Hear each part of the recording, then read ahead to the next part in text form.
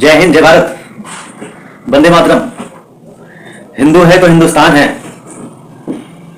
ये तो सबको पता था, पता भी है। लेकिन जो 1947 में बंटवारा हुआ, देश के साथ बहुत बड़ा छल हुआ है। यहां के लोगों को पता है, लेकिन जानबूझ करके सामने नहीं आते हैं, ना बोलते हैं। रही बात जिन्ना साहब और नेहरू साहब की, तो इन लोगों ने ये पूरा ट्रैप रचा है।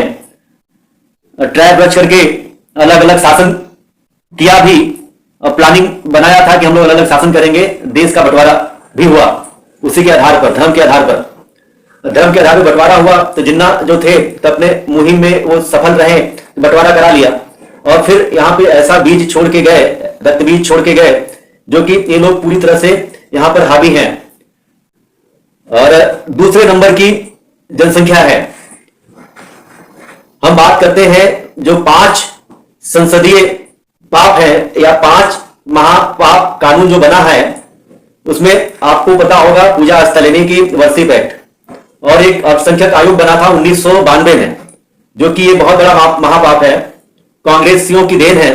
और फिर वह वोट का निर्माण हुआ 1995 में, मतलब संशोधन है। निर्माण तो बहुत पहले था, जो कि सिया सुन्नी का आपस में लड़ाई चलता था, मजार मस्जिद और मदरसे को लेकर के। लेकिन ये मैं स्पष्ट कराना चाहूंगा कि 1995 में जो संशोधन हुआ, ये देश के लिए बहुत बड़ा खतरा है। क्योंकि इस कानून के तहत जो भी मजारे हैं, जो मजारे लोग बनाते हैं रोड पे, चाहे रेलवे स्टेशन के किनारे या कहीं पर भी, ये लोग अपना नजर रख दें कि हाँ ये वक्फ की संपत्ति है, तो वहां पर आपको हमारी ही जमीन क्यों ना हो, चाहे किसी भी माननीय सांसद या विधायक की ही जमीन क्यों ना हो, तो उसको प्रूव करना पड़ेगा कि हाँ ये हमारी जमीन है। उसके लिए एक वक्फ बोर्ड अलग बना हुआ है। वहां पर जो है एक रिटायर्ड आईपीएस होता है, रिटायर्ड आईएएस होता है, और जज होते हैं। उसी प्रकार वहां के वकील भी मुस्लिम होते हैं, सारे स्टाफ मुस्लिम होते हैं। वहां का स्टोनो भी मुस्लिम होगा, वहां का प्यून भी मुस्लिम होगा। वह बोर्ड में हिंदुओं की जगह नहीं है, और वहां पर सिर्फ सारे जितने भी लोग हैं, चाहे जज से लेकर के प्यून तक के, सारे मुस्लिम हैं।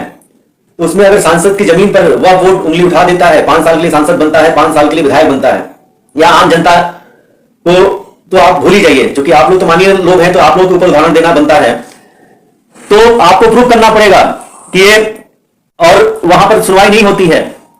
और वह बोर्ड का ये भी है कि आप वहां पर किसी की सुनी नहीं जाती है। वो जिलाधिकारी को भी आदेशित कर सकता है, एसपी को भी आदेशित कर सकता है, उसमें कोई इंटरफेरेंस नहीं कर सकता, ना इंटरफेयर कर सकता है। तो ये जो बहुत बड़ा महापाप जो हुआ है कांग्रेसियों द्वारा, जो ये लोग प्लान के तहत काम कर रहे थे, तो उसमें सुधार की जरूरत है। वरना पूरा जमीन वह बोर्ड ले लेगा और इस पे आप लड़ते रह जाएंगे, कुछ नहीं कर पाएंगे। अब पूरा भारत वह बोर्ड की एक प्लानिंग है, वो लोग जो कार्य कर रहे हैं। आपने देखा होगा मस्जिदें होती हैं, नमाज पढ़िया, उसके अंदर दुकानें होती हैं, या अगल बगल दुकानें, तो उस पर कब्जा ले रही है, वह बोर्ड में आ रही है।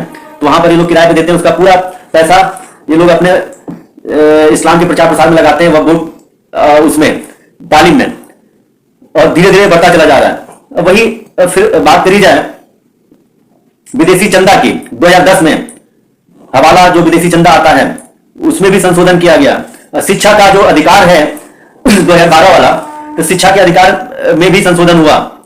ये 5 महापाप, यानी कि 1991, 1995, 1992 व ये 2010 और 2012, इसमें संशोधन होगा, कानून व्यवस्था में संशोधन होगी, तभी हम लोग सही से रह पाएंगे, अमन चैन बना रहेगा।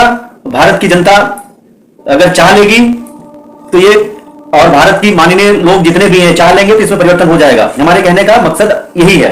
हम तो ये कहते हैं कि भारत में विधायकों की बात करी जाए तो विधायक 4126 हैं, और सांसद की बात करी जाए तो वो 543 सांसद हैं। और अगर राज्यसभा की बात कर ली जाए तो राज्यसभा में 245 सांसद हैं, यानी कि कुल मिला जुला करके 788 सांसद हैं पूरे भारत में, और 4126 विधायक हैं पूरे भारत में। जिसमें से विधायकों की बात करी जाए तो 3000 विधायक उच्च शिक्षित हैं। अगर सांसदों की बात करी जाए तो उसमें से 500 सांसद उच्च शिक्षित हैं, जो कि आंकड़ा है, ये आंकड़े के हिसाब से बात हो रही है। और हम तो ये कहते हैं कि विधायक लोग साल में 3 सत्र होते हैं, उस सत्र के दौरान, या साल में 3 सत्र होते हैं, तो सांसद लोग भी उस सत्र के दौरान अगर सांसद चाहे तो 500 में 1500 भी अपना कानून पेश करें। या अगर विधायकों की बात करी जा रही है तो प्रत्येक 3000 विधायक अगर एक एक बिल जो है पेश करें तो 9000 कानून बन सकते हैं, और वही सांसद पेश करे तो 1500 कानून जो है बन सकते हैं। क्योंकि ये पूरा जो अपना संविधान है तो पूरे देश का निचोड़ है, खिचड़ी है। हर देश से एक एक संविधान लिया गया, एक एक कानून लिया गया है। तो हम ये कहते हैं कि अपने भारत का जो संविधान है बहुत अच्छा रहा है उस समय, लेकिन इस समय आक्रांताएं आ चुके हैं जो 57 मुल्क बना चुके हैं। क्या स्पेन में जो है क्या था और क्या है इस समय? बात करी जाए, ईरान क्या था, क्या है इस समय? इंडोनेशिया क्या था, क्या है इस समय? अफगानिस्तान क्या था, क्या है इस समय? तुर्किस्तान क्या था, क्या है इस समय? तो ये इसमें बदलाव की अति आवश्यकता है। इसमें माननीय लोगों को आवाज उठानी पड़ेगी, वरना ये लोग भी नहीं बचे रहेंगे। कल को जो स्थिति आ रही है तो उस समय ये लोग भी नहीं बचेंगे। बाकी जनता का तो ठीक है, जनता का तो एक अधिकार है वोट देना, तो वोट दे करके आप लोगों को जिता देते हैं, आप लोग भरोसे रहते हैं। और जनता की आवाज में भी ताकत होती है, तो माननीय लोगों की आवाज में भी ताकत है। वो चाहे तो तीनों सत्र में कानून पारित कर करके देश की स्थिति अव्यवस्था को सही कर सकते हैं।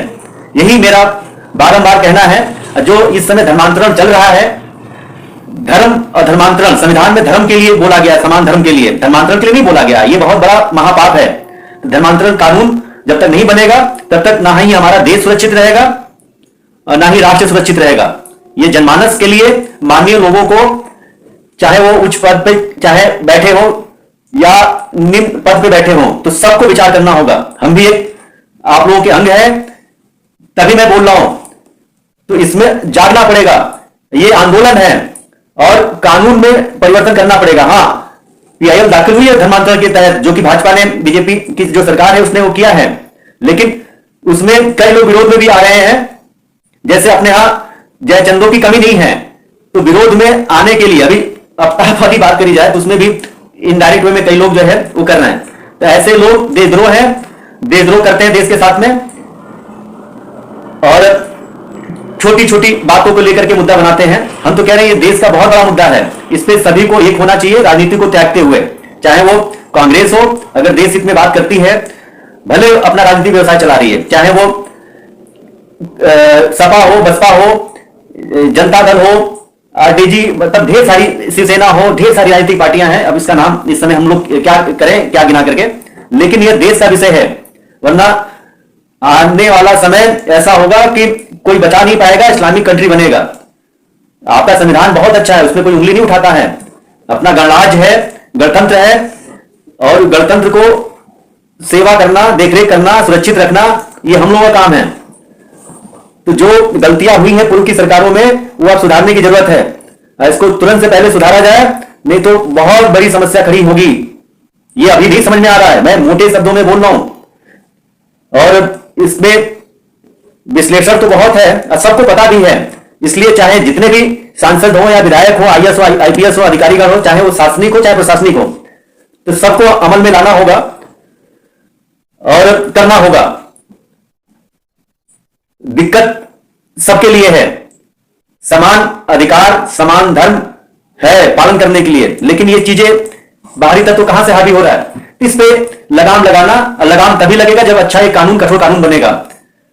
हम क्यों नहीं सीख लेते हैं सिंगापुर से, क्यों नहीं सीख लेते हैं जहां अपराध नहीं होते हैं उस देशों से, चाहे अमेरिका हो गया, चाहे इजराइल हो गया, तो जहां पे अच्छा सुशासन है वहां से सीख लेकर के एक अच्छा सा कानून बनाने, संशोधन करें। यही मेरी अपनी सरकार और माननीय लोगों से निवेदन है, करबद्ध निवेदन है। किसको करें?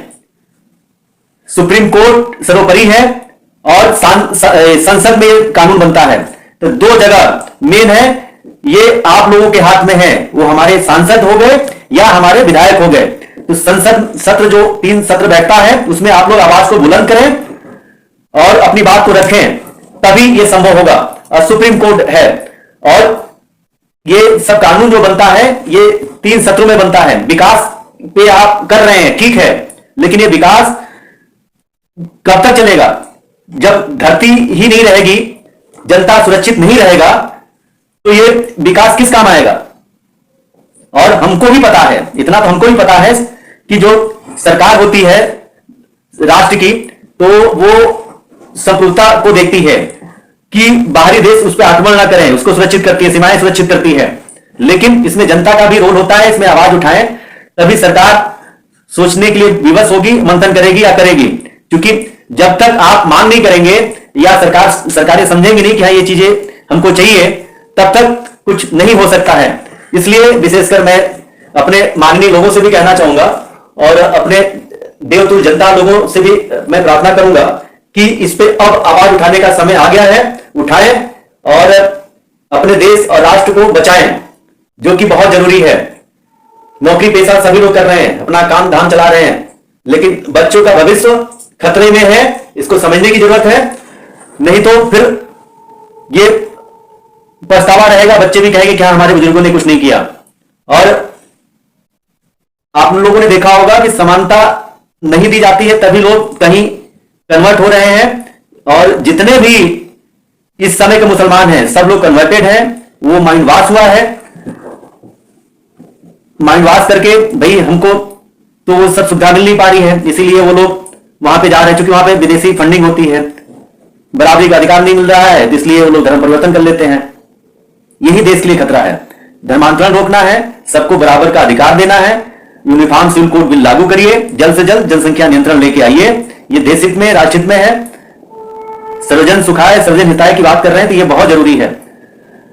तो ये पहल करनी पड़ेगी, तभी ये संभव होगा। वरना हमारी जननी जो कही जाती है, बेटियां भी आए दिन देख रहे हैं, चाहे अंकिता का कांड हो या चाहे आफ्ताब श्रद्धा वाला कांड हो, चाहे लखनऊ में ये निधि गुप्ता वाला कांड हो, चाहे झारखंड वाला कांड देख लीजिए, चाहे आप दिल्ली या गुड़गांव वाला कांड देख लीजिए।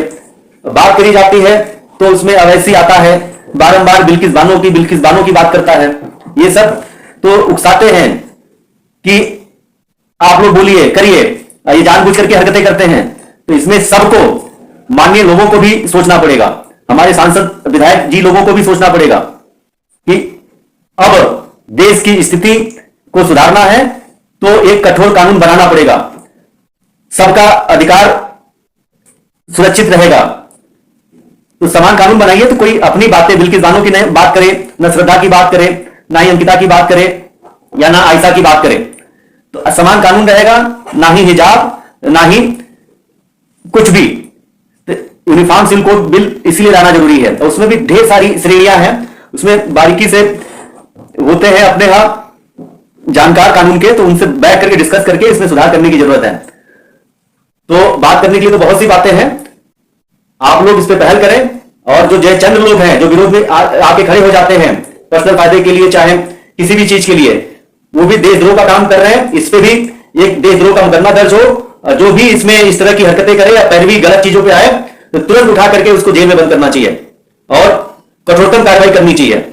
यहां पे 420 का जो मुकदमा होता है उसमें तुरंत लोग जो है छूट जाते हैं। बात करी जाए वही सिंगापुर में या अमेरिका वगैरह में, दुबई वगैरह में अपराध को जो है बहुत बड़ा अपराध माना जाता है, 420 क्यों ना हो, तुरंत फांसी का प्रावधान है। या ये जो है जो सजा होती है आजीवन कारावास होती है। तो ऐसे कानून बनाएं, तभी कानून का राज होगा, संविधान का राज होगा। वरना फिर जो स्थिति चल रही है अभी, आफ्ताब यही बोल रहा था ना कि 72 हुरे हमको मिलेंगी और उसको कोई पछतावा नहीं है। उसको कोई पछतावा इसलिए नहीं है क्योंकि माइंड वॉश ऐसे मौलाना मौलवी करते हैं। और ये भी लोग कहते हैं कि भैया अगर एक हिंदू को मारोगे, एक काफिर को मारोगे जो अल्लाह को नहीं मानता है, तो आपको जो है अल्लाह ताला जो है जन्नत फरमाएंगे। अगर वही एक हिंदू बेटी को के साथ संबंध बनाते हैं काफिर के साथ या अपने मजहब में शामिल करते हैं, तो आपको अजाब मिलेगा और अल्लाह ताला आपको जन्नत फरमाएगा, जन्नत नसीब होगा और 72 हुरे आपको मिलेंगे। वही मैं अपने माताएं बहनों से पूछना चाहता हूं कि आप लोग ये नहीं सवाल करती हैं जो इस्लाम में है कि आदमियों को तो 72 हुरे मिलती हैं और हम लोगों को क्या मिलता है। तो ये सब गंदी कुप्रथा है, पुरानी प्रथा को खत्म करने की जरूरत है, समझने की जरूरत है।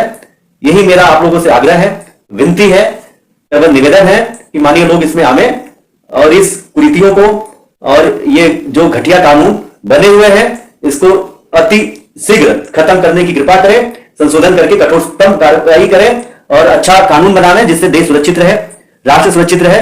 तभी देश अपना विश्वगुरु बन सकता है, तभी हम पूरे राष्ट्र को, यानी कि अपने राष्ट्र तो ही है, पूरे जो वर्ल्ड की जितने भी देश हैं उस पर हम लोग अच्छा मैसेज दें और एक अच्छा सुशासन लाएं और हमसे लोग सीख लें। भारत सोने की चिड़िया रही है, यही मेरा निवेदन है। जय हिंद, जय भारत, वंदे मातरम।